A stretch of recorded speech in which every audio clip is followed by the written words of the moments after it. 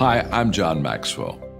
When the top companies in the world are looking for trainers, speakers, and coaches, there's one name that stands above the rest, and that's Maxwell Leadership.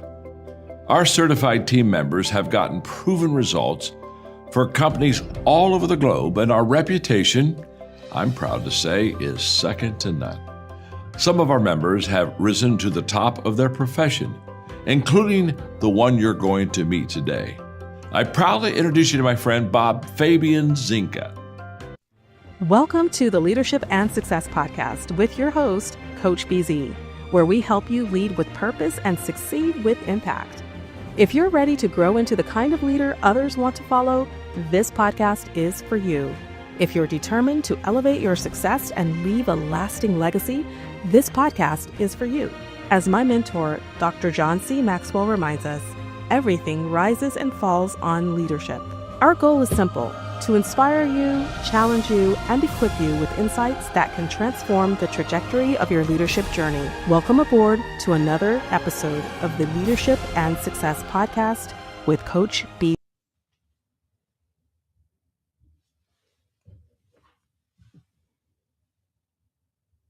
Hey everyone, welcome to another very special edition of the Leadership and Success Podcast. This is our second podcast today, and we are going to go through Proverbs chapter 18. This is not a religious study, but it is going to be a study on ancient wisdom and leadership lesson from the Book of Proverbs. Mentoring from the Book of Proverbs. We're going to be reading chapter 18 today. So looking at this ancient scripture, more than 2,000 years old, and we're going to see how the ancient wisdom and leadership lesson from back then can still be applied today in the 21st century, in the year 2026. All right, before we get started, every time we meet, we go through our moment of gratitude. This is where I just take a moment to be grateful for something, one thing every single time that we meet.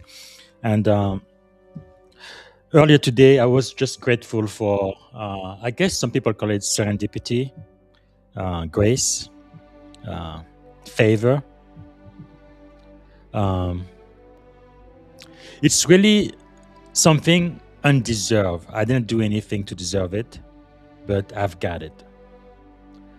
It's just a blessing on my life, and no matter what I go through, I know I will get over to the other side. I know things are going to be just fine, and I am grateful for that. That presence in my life and everything I've gone through my entire life. So many times I almost died. I was in a pretty freakish accident when I was a teenager, and when they looked at the car was completely total, and they wonder how come I was still alive. Just things like that happening over and over and over again throughout my life, and I am still here. And I know that as long as I am alive, right, my tomorrow will be better than my yesterday. So I am grateful for favor today. I think growing up, I believe most parents, they don't have a favorite child. They love all of their children just the same. But I know I was the favorite child of my mother. I knew that because even my brother and my sister, when they really wanted something from my mom, they would come to me because they're like, Mom would never say no to you about anything. Anyway, just growing up, just being favored for, not because of my talent or my gift or anything I did, but just because. So I am grateful for that in my life right now. So would you please write in the chat, what are you grateful for today? What are you grateful for? And happy King's Day, by the way. Tomorrow is going to be Martin Luther King Day. Definitely a man who changed the course of history. I wouldn't be who I am today in America if it wasn't for people like Martin Luther King who came before me. So I am grateful for that too. But write down in the chat what you are grateful for. And also where you are joining us from, what city, what state, which country, if outside of the US. And also, if you have a question for me, type it in the comment. And I'm going to share, I usually share 7 lessons. Today is going to be special. I'm going to share 9 lessons. So we're going to get 2 bonus lessons today. So whatever I share out of Proverb, I'd like to get your feedback on that. And also, if there are any verses I didn't touch, I didn't highlight, that you got a lot of wisdom from, please share your insight as well. I'd like to learn from you. All right. So for the book of Proverbs, let's go back. We're going to review chapter 1 through chapter 17. That's what we did yesterday, chapter 17. We're going to review those and then we're going to start with chapter 18. So we're going to do the review by using Ron Carpenter AI. That's the AI twin of Pastor Ron Carpenter. And he is going to break it down for us. Here we go. Hi, this is Pastor Ron Carpenter. How can I help? All right, listen closely. Proverbs chapter 1 is all about the beginning of wisdom, and that start is the fear of the Lord. It's about getting wisdom, getting instruction, the spirit of wisdom and revelation so you can see life clearly and make choices that don't mess you up. The whole thing points to the fact that wisdom isn't just a heart posture, a way of living that sets you apart. That's the big idea right there. Chapter 2 picks up from that foundation in chapter 1 and digs into why wisdom is like your best friend, your protector. It shows how wisdom saves you from the fools and you see, it's about hearing God's voice early, before trouble hits, so you can live long, peaceful days. The fear of the Lord keeps you safe and gives you avoid all kinds of foolishness. That's the big deal there. All right, chapter 3 is like wisdom's personal invitation. It tells us to trust the Lord with all our heart and not our own understanding. Come on, that's powerful. When you do that, He'll make your path straight, guiding you through life with success and peace. It's about leaning in, not just knowing God's favor daily. That's a dang good life lesson right there. All right, chapter 4 is like the pep talk from your wise, loving dad, telling you to grab hold of wisdom and never about guarding your heart, because everything you do flows from it, and you got to stay clear of folly that leads to destruction. It's a strong companion and your priority, period. That's the heart of it.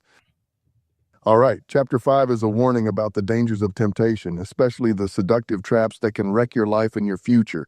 It's got about staying faithful and wise, not falling for foolish shortcuts or lies that seem sweet and bitter. The message is your eyes locked on what's righteous and don't let yourself get fooled. That's the big point right there. All right, Proverbs chapter 6 is packed with tough love. It warns about foolish promises, laziness, and how God hates those among brothers. But the star of the show is that little ant. Man, that ant shows us what diligence and foresight look like, working steady and preparing ahead. That's the kind of wisdom God wants us to get, practical, real, and hard-earned. All right, chapter 7 is like this desperate shout from wisdom warning you about getting caught up in temptation, especially that sneaky kind that looks good but wrecks you. Wisdom screaming for you to wake up, guard your heart, and choose the right way before it's too late. That's the big idea right there. Third is wisdom personified like a woman calling out in the streets, inviting folks to live life the right way. It's about how wisdom was with God before creation, showing wisdom is divine order and foundation for everything. The big idea, listen to wisdom's call and you'll walk in safety and honor. Chapter 9, I'm knocking on the door, y'all. It's calling us to come on in, choose life, and leave the life of fools behind. Wisdom is of blessing and safety if we listen. It's an invitation, plain and simple. All right now, chapter 10 is like a packed toolbox of wisdom, short, punchy saying. Wise choices make life better and foolish ones mess it up. It covers everything from how your words can heal or hurt to hard work versus lazy and integrity. Bottom line, every choice matters, and your life reflects what you plant with your decisions. Chapter 11 is all about the contrast between righteousness and wickedness showing up in blessings and consequences. It's like a mirror. You can see how being honest and while deceit and pride lead to trouble. That's the heart of it. All right, chapter 12 gets into how your choices about speech, work, and integrity shape your life. It shows that a righteous person will bring life, but fools just shoot off their mouths and cause trouble. It's a reminder that wisdom shows up in everyday actions and habits, not just fancy theory. All right, chapter 13 is discipline bring life and blessings, while foolishness brings destruction. It reminds us that what we say and do shapes our future, so choosing the path is big time. It's like planting a garden. You reap what you sow, no doubt. All right, after chapter 14 in Proverbs, you keep seeing that pattern. brings life and blessings, but foolishness brings trouble. The chapters that follow keep hammering home practical guidance on how your choices, your words, and your heart posture set you up or pain. It's like every chapter layers on that reality until it sticks. That's the big picture as you move past 14. Okay, Proverbs 15 is all about how your words show your heart and how the wise handle correction with calm and peace while fools stir up trouble. It's reminding us that a gentle answer can diffuse conflict and that fear of the Lord leads to life. That's the heart of chapter 15. Chapter 16 is all about trusting God. Let me tell you, that's some of the hardest stuff to do. It reminds us that our steps are ordered by the Lord, but we still make choices, and those choices help. So the takeaway, lean on God, but remember your decisions count too. Chapter 8 is down to tough times. It points out how peace is the arguing and how wisdom helps you navigate those rough spots instead of making them worse. That's the big picture for chapter 17. All right, so that's a pretty good review from chapter 1 through chapter 17. And I want to give a big shout out. I believe it's Mary. Here she is. She's grateful for waking up in the morning and getting the opportunity to keep pushing with her business. Well, welcome to the Leadership and Success Podcast, Mary. Thank you for being here. And I think it's really important to be grateful every day. And just waking up is really a miracle because it's true. Somebody last night went to bed, but they did not wake up today. So it's really is a blessing just to be alive. That means that there is hope for your business, Mary. There is hope for your career. There is hope for your family, and there is hope for your tomorrow. So hopefully, whatever I can share today on this channel is going to help you lead better and achieve higher level of success. So if you have a question for me, type it in the comment. Let me know where you are joining us from, what city, what state, and which country if outside of the US. And also, if you have any insight on any of the verses from Proverbs chapter 18. So before we do that, let me review what we did yesterday. And again, you can go back to whatever your favorite podcast platform is, whether it's Apple Podcast or Spotify, iHeart, or whatever it is. You should see Proverb chapter 1 through 17. So 17 episodes so far on this ancient wisdom and leadership lesson from the book of Proverbs. And today is going to be chapter 18. So from yesterday's podcast, Proverbs 17, lesson number 1 was peace is a strategic advantage. That was based on verse 1. So noise, drama, and constant conflict drain organizational energy. Wise leaders value peace over prestige and stability over spectacle. So that was our first lesson. Lesson number 2 yesterday, we talked about character can elevate you beyond your title based on verse 2. So competence, wisdom, integrity, they often outperform entitlement. Leadership influence is earned through trust, not inherited through position.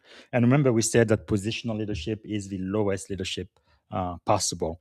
And I love the book. I have it over there, the 5 level of leadership by Dr. John C. Maxwell. And level 1 is positional leadership. That's the lowest level possible. People will do what you say just because of your title, but not because you inspire them or they actually want to accomplish the mission of your organization. All right.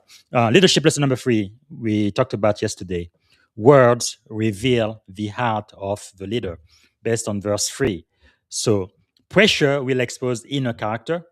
How leaders speak and act under stress will reveal their true maturity. Leadership lesson number 4, discernment protects credibility based on verse 4. Leaders who entertain gossip, falsehood, and half truth eventually compromise trust. All right, lesson number 5, correction done well preserves relationship based on verse 9. Healthy leaders know when to correct and when to extend grace. Not every mistake requires public exposure. And lesson number 6, we talked about restraint is a mark of wisdom based on verses 27 and 28. Silence, timing, and measured speech often carry more authority than constant commentaries. And finally, we add lesson number 7. Loyalty is a leadership multiplier based on verse 17.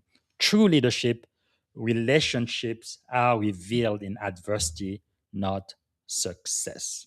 All right, so that was yesterday. So today we're gonna start with Proverbs chapter 18. So I'm gonna have my 7 lesson like I normally do, but then I will have 2 bonus lessons for today also. All right, let's get through it. First, the big idea for Proverbs chapter 18. So this chapter teaches that leadership influence is built or destroyed by the way we listen, we speak, and relate to others.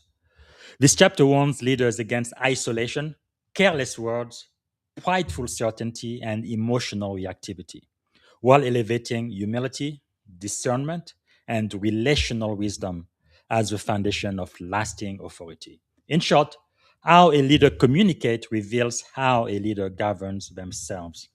As a matter of fact, I have another book there, the 16 Laws of Communication. That is something I'm going to be studying with my master group soon. I think we need to be so much better of how we communicate as leaders, because it's not just what you say, but it is how you say what you say. Actually, just give me a second. Let me get those books.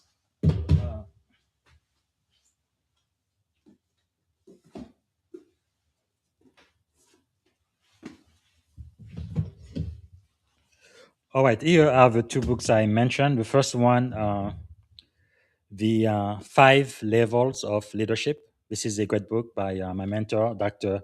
John C. Maxwell, and it goes through all 5 levels. And like I mentioned earlier, the level number 1 is positional leadership. So level 1 is position, level 2 permission, level 3 production, level 4 people development, and then level 5 is the pinnacle. The highest leadership accomplishment is developing other leaders to level 4. Great book. I highly recommend you get this. And the one I'm going to be studying with my mastermind next is the 16 undeniable laws of communication. Apply them and make the most of your message. I think every leader, no matter which level you are at, we always need to be better at communication, because communication is key for leadership. There needs to be clarity, right? No confusion, have a clear message, and being able to speak to each one of the members of your team so that they may really act at the highest level possible. They can be maximizing their strengths and minimizing their weaknesses, so that as a team we can produce a lot more than we can in synergy than individually put together. So that's really what leadership is about. Again, how a leader communicates will reveal how a leader governs themselves. Again, I highly recommend this book, 16 Undeniable Laws of Communication by John Maxwell. Okay, so the theme here for chapter 18, the power of words, wisdom, and relational discernment. All right, leadership lesson number 1, isolation weakens judgment. That's based on verse 1. Isolation will weaken your judgment. Let's hear it.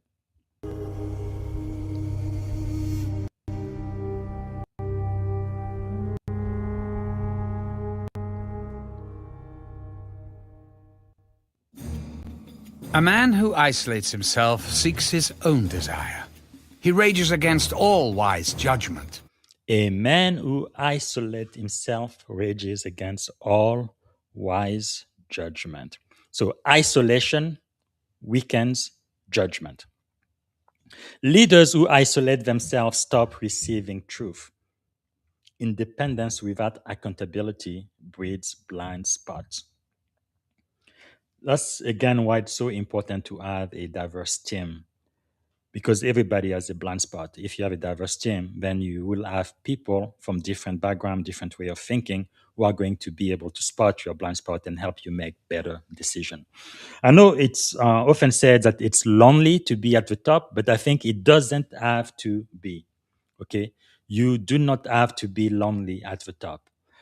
You can bring people with you as you climb the ladder of success, as you climb the chain of command. You can bring people with you. You don't have to be lonely, and you definitely need to have mentors. Right, very important. Okay, reach out to people. Don't lead alone. You do not have to. You make better decision when you have a team of people in your inner circle who can speak to you. All right. So, Leadership application, how do we apply this? So create intentional feedback loops, mentors, peers, and dissenting voices too. You shouldn't just have people who agree with you, okay? People who think differently, people who may be opposed to what you are saying. You actually need them because they're gonna sharpen your saw and challenge you and help you make better decisions. So dissenting voices are very important as well before you make critical decision. So where might you be confusing independence with wisdom? And who has permission to challenge your thinking? Again, very, very important that you have people in your inner circle who can challenge what you are saying, okay? Because you are not always right. And it's possible you have a blind spot and you didn't think of something. And the people who are there with you, they can actually help you, again, make better decision and challenge your assumption. All right. So the anchor reflection here is isolation may feel like strength, but wisdom grows in community. All right. Next lesson. Leadership lesson number 2. Speaking without understanding is leadership failure. That's going to be based on Proverbs chapter 2. Let's listen to that. Proverbs chapter 18, verse 2. A fool has no delight in understanding, but in expressing his own heart. So speaking without understanding is leadership failure. Leaders who speak more than they listen signal insecurity, not confidence. This again takes me back to what my mother taught me when I was just a child. She said, God gave you 2 ears and 1 mouth, and she advised that I use those in that proportion. So listen twice as much as you speak. You shouldn't be enjoying hearing yourself speak all the time. All right, listen and then speak. All right, how do you apply this? So practice disciplined listening, active listening. And today we talked my interview this afternoon with Major Chris Slininger. He said that one book that changed his life was the 7 Habits of Highly Effective People. And in that book, Stephen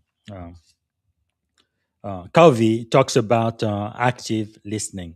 No, listen not to respond, but listen to understand. That is so powerful. So, do you listen to learn or to respond? How often do you speak before fully understanding the issue? So, the anchor reflection here is listening is not passive, it is a leadership skill. So, you have to practice your leadership, your listening skills. And again, this book, I highly recommend the 16 Undeniable Laws of Communication because it is going to help you be a better communicator, a better listener, and a better speaker. All right, leadership lesson number 3. Words create culture. That's verse 4. Words create culture. The words of a man's mouth are deep waters. The wellspring of wisdom is a flowing brook. The words of a man's mouth are deep water. Words create cultures. A leader's words shape morale, culture, and psychological safety, whether intentionally or not. So, how do we apply this? Be deliberate with your tone. So, not just what you say, but how you say it, how you sound, your timing, and your intent, especially under pressure, because that's where your character will be revealed. So, what emotional wake do your words leave behind? And do your words bring clarity or confusion? Again, I had the great pleasure and honor of speaking with the writing companion of Dr. Maxwell, who helped him write the great majority of his book. And one thing he said is, as an author, one of his greatest priority is to bring clarity. He wants the people who are reading his books to understand what he is talking about in as few words as possible, bring clarity. So make very complex subject very simple. It doesn't mean it's going to be easy to apply, but it is simple to understand. Bring clarity. Be clear in your communication. Don't be confusing. All right. So the anchor reflection here is leadership language sets the emotional climate of the team. All right. Leadership lesson number 4. Partiality corrupts justice. That's based on verse 5. It is not good to show partiality to the wicked, or to overthrow the righteous in judgment. It is not good to show partiality. Favoritism and bias, real or perceived. That's the other thing when you are a leader. Things don't have to be real, they don't have to be factual. Just because somebody perceives something, it's just as good as if it was actually happening. And sometimes we may not really have control over that, but we have to be careful as a leader. So, favoritism and bias erode trust faster than poor performance. So, how do we apply this? Anchor decision in values, standard, and fairness, not proximity or convenience. So, where might bias be influencing your decision right now? And do your action match your stated value? All right, the anchor reflection for this lesson is trust grows where justice is consistent. Consistency. Throughout my life, I've had some bosses and some commanding officers who were pretty tough. They had very, very high standard. But the great thing about them, what really made them great, was they were fair and they were consistent. So here are the standard. If you meet and exceed them, you're going to get rewarded, and if you don't, you are going to, live the consequences of that, regardless of who you are. Especially, I remember one unit I went to. It was an Intel unit. I am an information professional officer, so we are all under the same community, but pretty much everybody in the unit was an Intel officer but me. But our skipper, she set the rules and the standard, and I met and exceeded the standard. And when it came time to promote one of us, department head, to the number 2 position of being the executive officer for the entire unit, she chose me over all of the Intel officers in the unit because she said, okay, you met and exceeded my expectation. And it doesn't matter if you are not an Intel officer, you are one of my department head and you've met that, and I'm going to be consistent and I'm going to give you the coveted job. And people like that, you would follow them no matter where they lead because they are consistent and they are fair. And that's what leadership requires of us, consistency. So trust will grow when justice is consistent. All right, no favoritism. So leadership lesson number 5. Words can heal or they can destroy. Let's read verses 6 and 8. The fool's lips enter into contention, and his mouth calls for blows. A fool's mouth is his destruction, and his lips are the snare of his soul. The words of the talebearer are like tasty trifles, and they go down into the inmost body. Wow, that's what your tongue can do. Your words, they can heal or they can destroy. So unchecked speech escalate conflict. Wise leaders de-escalate through restraint. So you do not have to be right. You do not have to have a last word. You need to learn how to use your word to de-escalate a situation, whether you are right or not. I think peace is probably more important than being right. So pause before responding. Create a space where you can formulate an answer. Use your logic. Not just emotionally react to what's happening to you, but respond to it. Very important, especially in emotionally charged situation. Don't say something that you are going to regret later. Think and then speak. Listen and then speak. All right, so do you react or do you respond? And what would restraint look like in this moment? So self-control multiplies leadership credibility. All right, lesson number 6. Pride creates false security. Verses 10, 11, and 12. The name of the Lord is a strong tower. The righteous run to it and are safe. The rich man's wealth is his strong city, and like a high wall in his own esteem. Before destruction, the heart of a man is haughty, and before honor is humility. Before honor is humility. If you want to be honored, you have to be humble. Sounds like a paradox, doesn't it? Pride creates false security, but humility will elevate you. So pride convinces leaders they are untouchable until they are not. It reminds me of the Bathsheba syndrome. King David thought he could do nothing wrong. He became complacent, right? And there is another book I have from Drift to Drive by my mentor, Chris Robinson, another book I highly recommend. Because when you start enjoying success, after a while, you tend to become complacent. You no longer do what it took for you to get where you are. And sometimes you feel like, well, I am untouchable. I am so good. I am so successful. Nobody can touch me. And that's when you start to fall. So you have to lead with humility. You don't know everything, and you can always learn from people around you, including the most junior people on your team. Always have that open mind. There is something else I need to learn. There is always something that I do not know that I can learn from anybody on my team.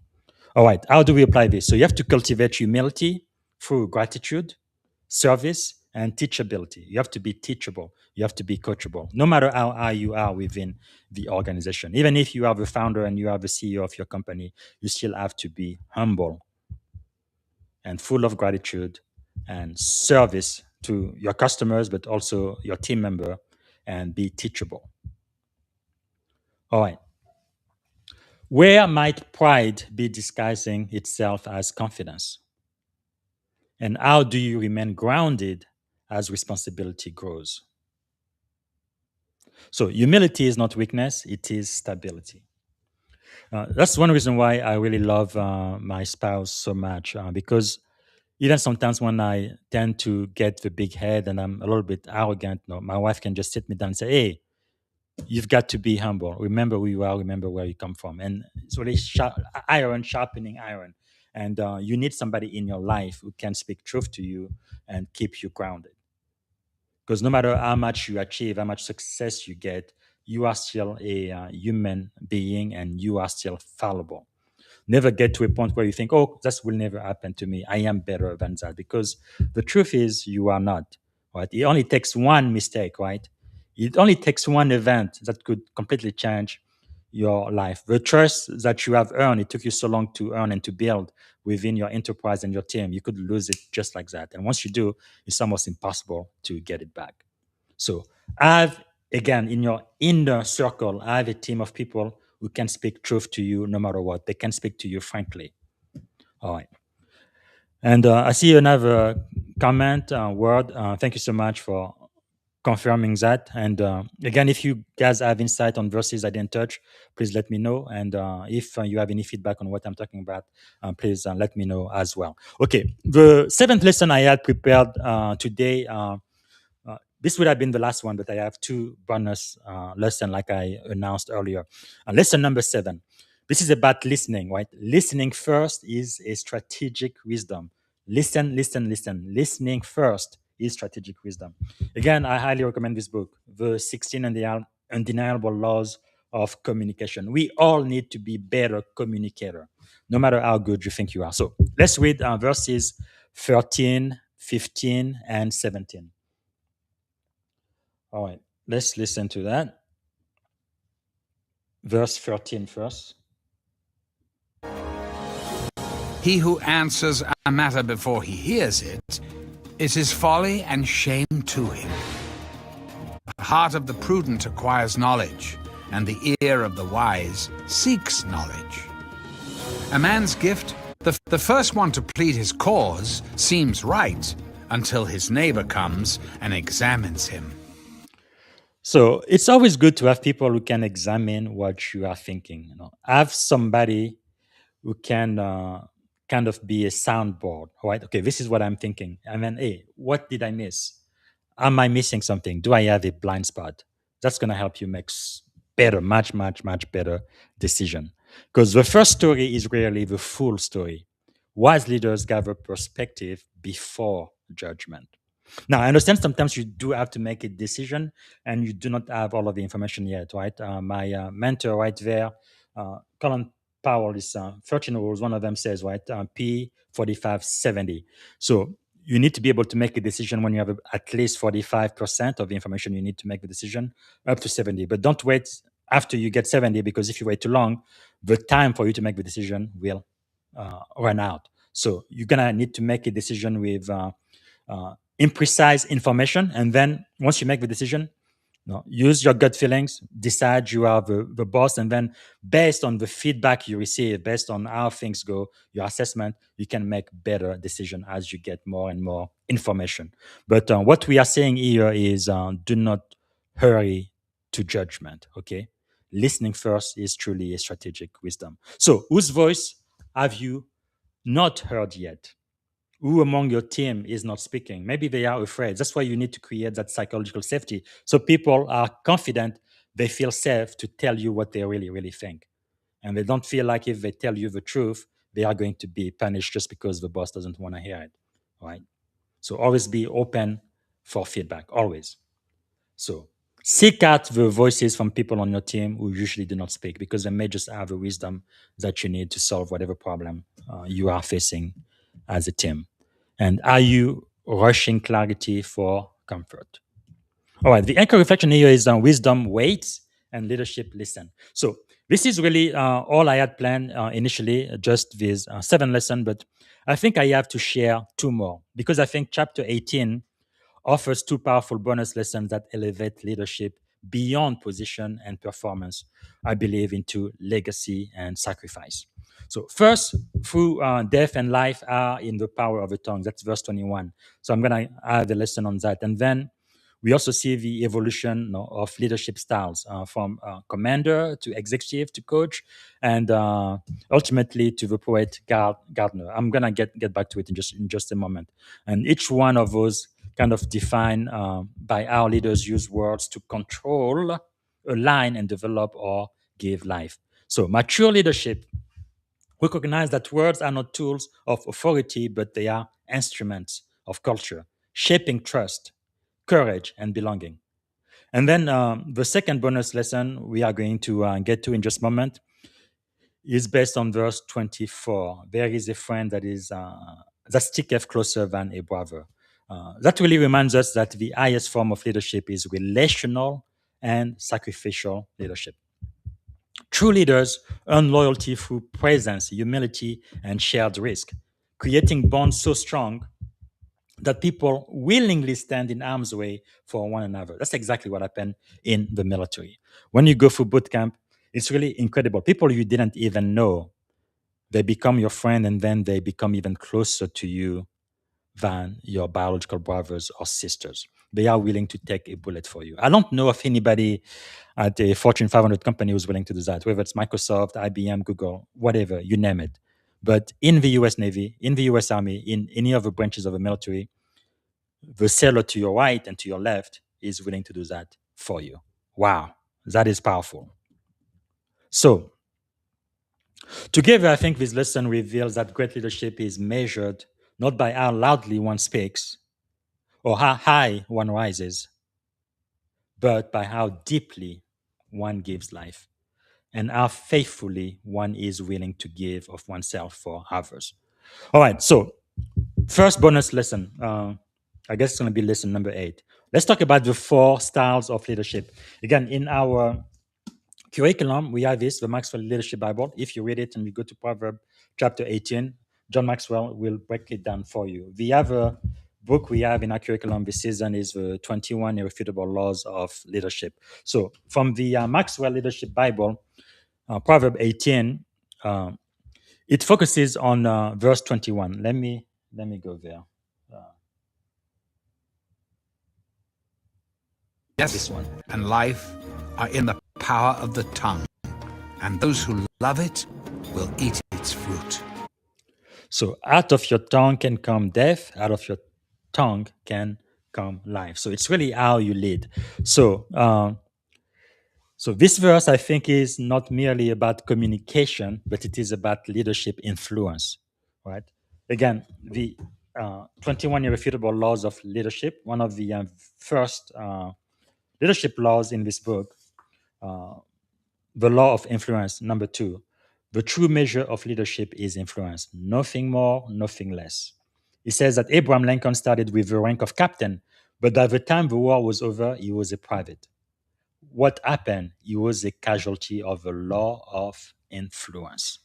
Okay, the law of influence. Leadership is influence, nothing more, nothing less.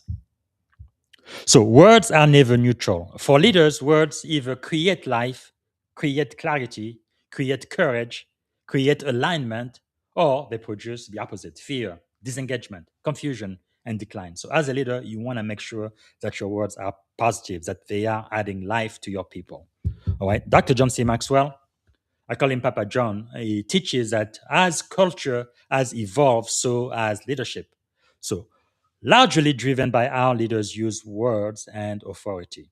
So again, Proverbs 18, verse 21, which we just read, becomes the measuring rod by which this 4 leadership style can be evaluated. So he talks about 4 styles of leadership through the lens of Proverbs 18, verse 21, basically using your words. So the first one is the military commander. Now, I kind of love that. I am an information warfare commander in the US Navy. So this is really the way I think most commanding officers 21 years ago when I joined the Navy, that's the way it seems. It was a military commander type of leadership, right?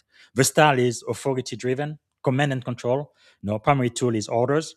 And my wife tells me I am very good at that. So the expectation is unquestioning obedience. You do what I say because I said so. No, I say jump, you say how high. No question, just do it, obey. I am the boss and you are not.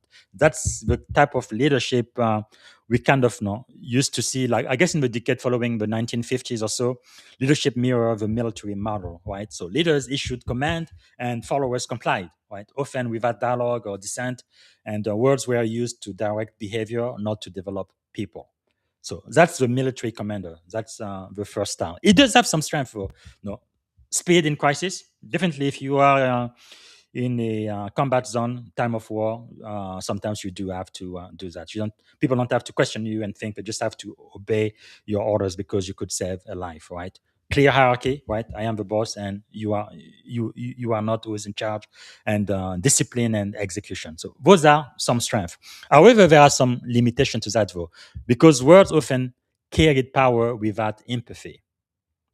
Over time, this produces compliance, but not commitment. Right? I'm gonna do what you say because you're my boss, because I need that paycheck, but my heart is not really into it. Therefore, as an employee, I'm already looking for my next job. So, life was sustained through structure, but creativity and ownership suffered under this leadership. So, command is effective in emergencies, but dangerous as a permanent culture.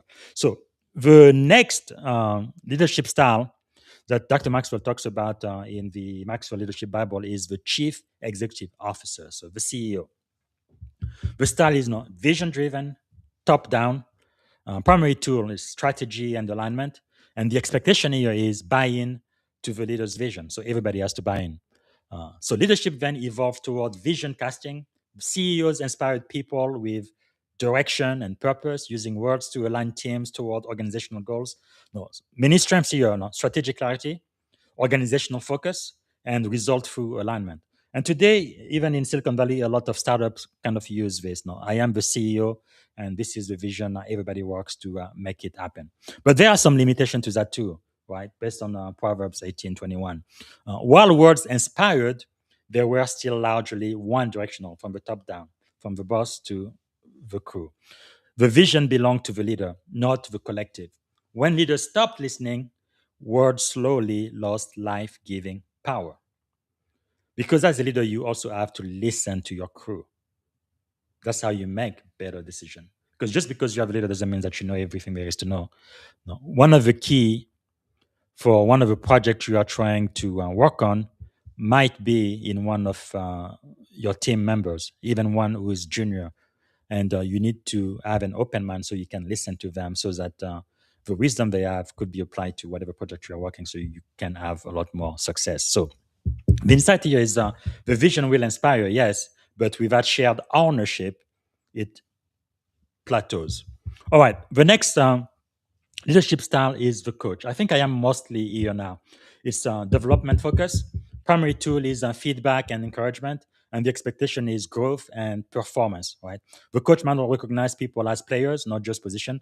Kind of like being a football coach or basketball coach or something. So leaders use words to teach, to correct, to motivate, and improve performance.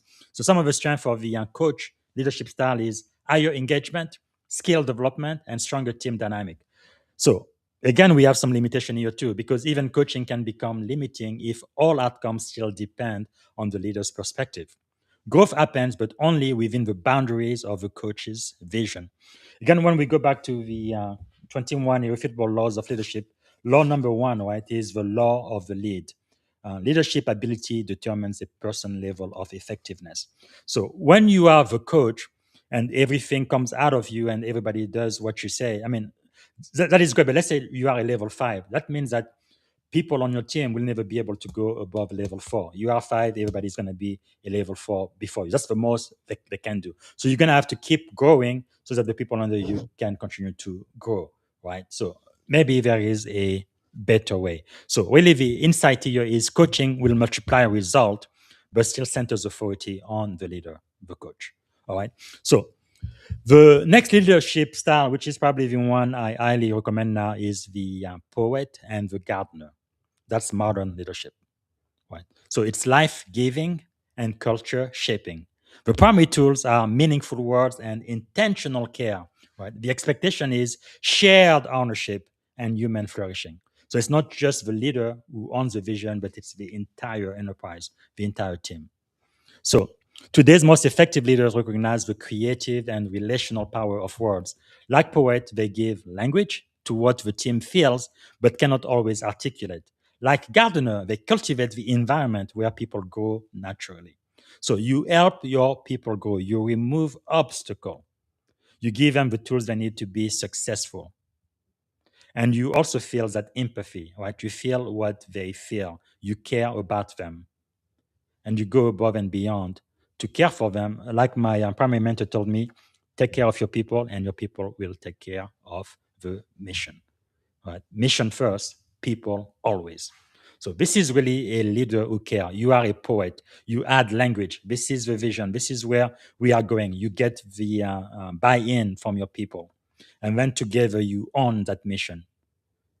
And then you remove any obstacle and you provide the tools, the training, whatever it is that your people need in order to be successful.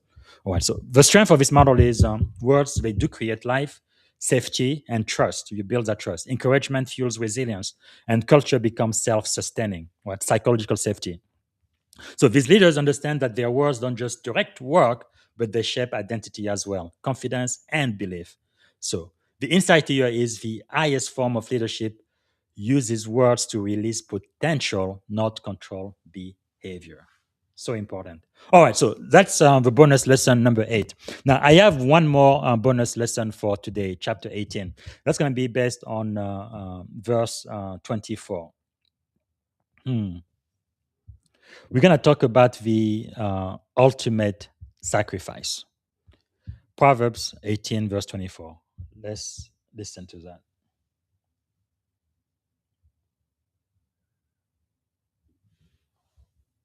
A man who has friends must himself be friendly. But there is a friend who sticks closer than a brother. There is a friend who sticks closer than a brother. No greater love is there than to give your life for your friend. Wow. I really grew up in a very nice family. I had a baby brother and a baby sister growing up. I love my brothers and they love me. But I'm not so sure my sibling would give their life for me. I'm not so sure about that. Maybe the exception would be my mother, because I think nobody has ever loved me more than my mom did. She went above and beyond to do whatever she could to save me, to ensure that I was well taken care of. And love like that, it is really divine in many ways. You don't know how to pay that back. But having said that, when I joined the military is really when I realized what this year meant. A friend that sticks closer than a brother. I still have friends today from the time I was at boot camp. RTC, Great Mistake. I mean, RTC, Great Lakes in Chicago back in 2005. Uh, and those people are still my friends today. And these are people who are willing to give their life for me. Like I said earlier, you're not gonna see that at Google or Facebook or uh, Microsoft or whatever Fortune 100 companies out there. Nobody's going to sacrifice their own life for you. But in the military, people do that every day. That's why you would see a sailor or a soldier who would actually jump on a grenade to save the life of his team, because those are your brother and your sister in harm. There is that bond that is formed. Uh, it's really, really powerful. It really keeps me humble. Because I have stood shoulder to shoulder with brothers and sisters in arms who began as complete strangers. I didn't know them from Adam, but they became my friend, and then they stuck closer than a brother or a sister. These bonds were not formed by blood or convenience or shared background, but by shared risk, mutual trust, and unwavering commitment to one another. So there is a truth few outside the military service really grasp, I think. No one in my biological family would be expected to give their life for me. Like I say, I don't think my brother, my sister would be expected or even willing to do that. But I know sailors today who will gladly do that for me, and I for them. So my sailors, the one to my right and the one to my left, they would if called upon. There is no greater love than that. And I would do the same for them. So that kind of loyalty does not happen by accident. Proverbs 18:24 reminds us that friendship begins with posture. A leader must show himself friendly. In uniform, that means being present, being fair, being consistent, and being willing to carry the weight of command with your people, not above them. You are one of them. You are lucky you were selected to lead them, but you care about them. You show empathy.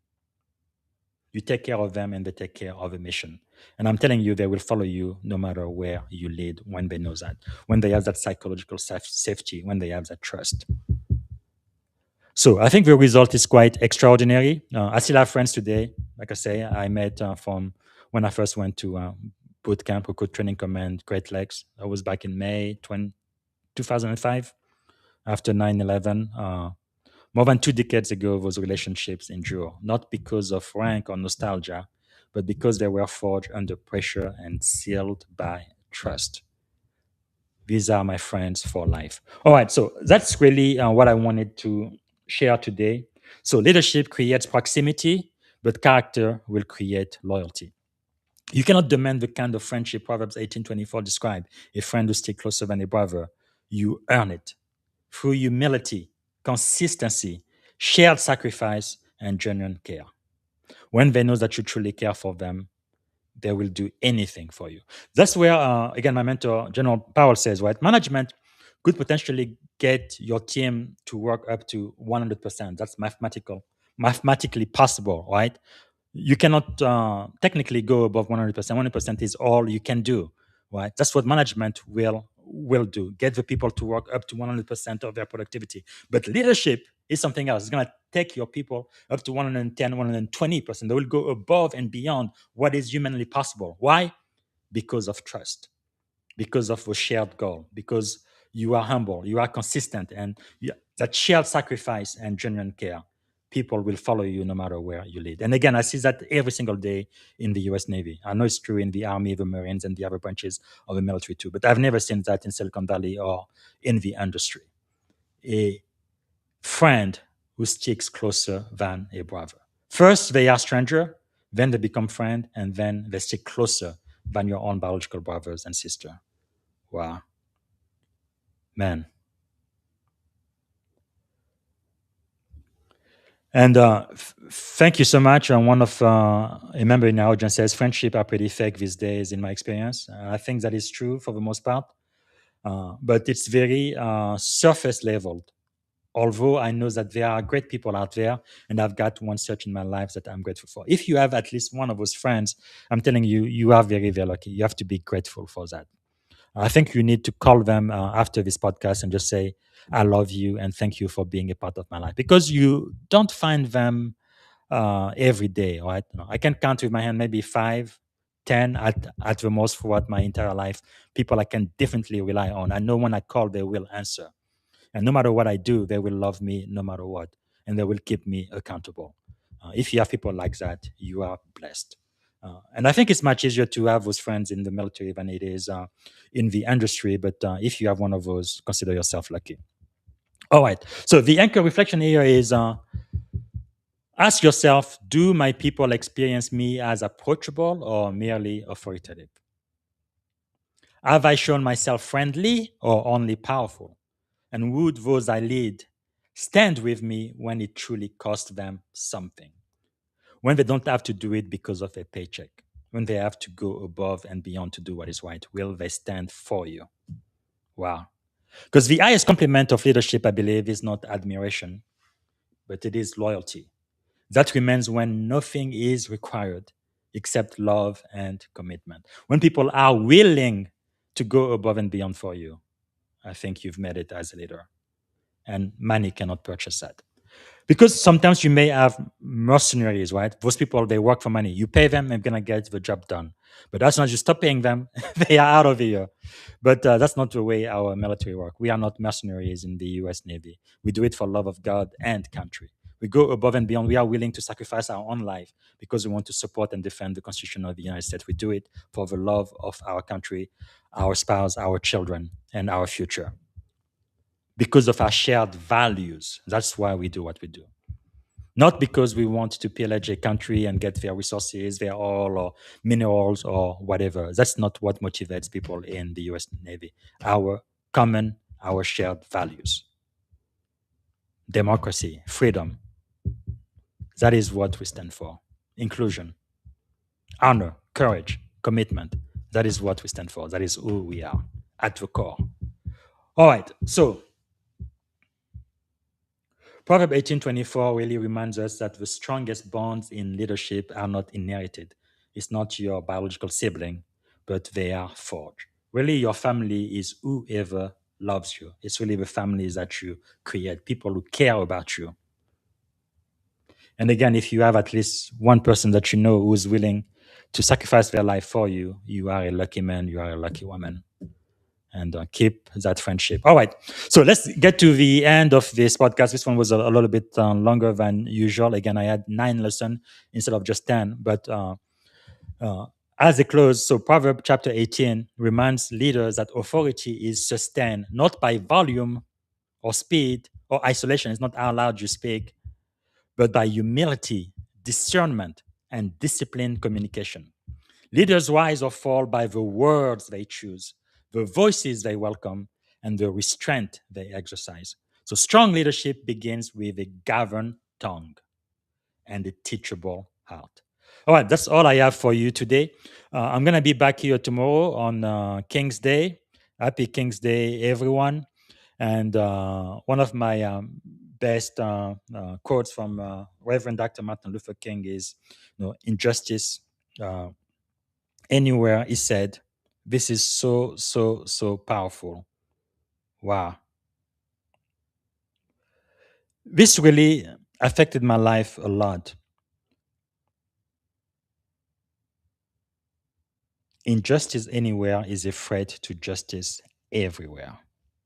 Would you stand for justice? Would you stand for what is right?